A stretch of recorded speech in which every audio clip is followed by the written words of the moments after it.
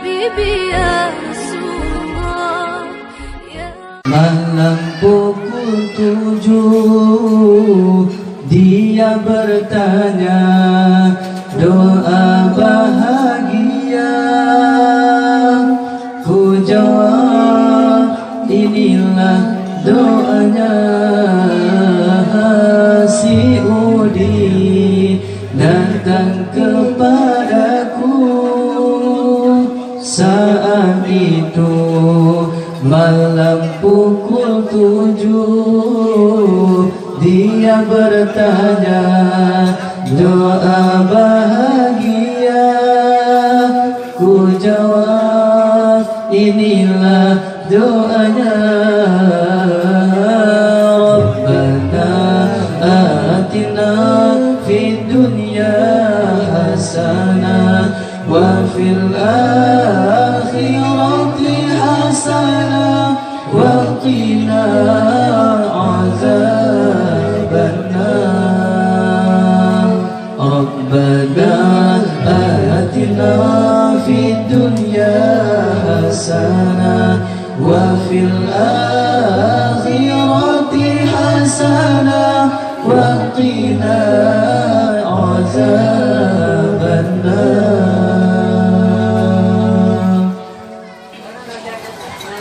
Lalu esoknya si Udin lagi bertanya, apa doa agar masuk surga? Lalu jawab, inti banyak tanya. Dengarkan ini pun doanya. Atina fid dunya hasanah wa fil akhirati hasanah wa qina azabannar. Rabbana atina fid dunya hasanah wa fil akhirati hasanah wa qina azabannar.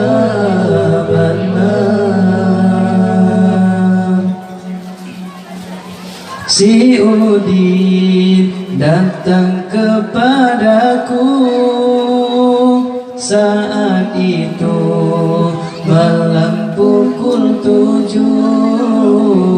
Dia bertanya doa bahagia.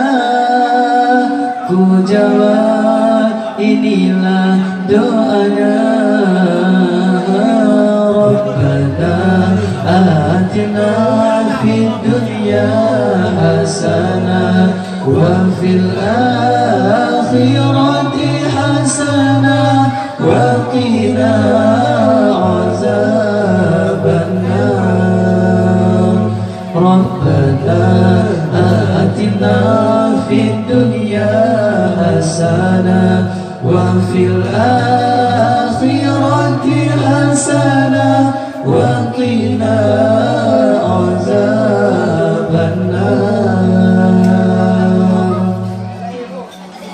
Lalu esoknya si Udin lagi bertanya, apa doa agar masuk surga? Lalu ku jawab, inti banyak tanya. Dengarkan ini pun doanya. Rabbana atina fid dunya hasanah wa fil akhirati hasanah wa qina azabannar. Rabbana atina fid dunya hasanah wa fil akhirati hasanah wa qina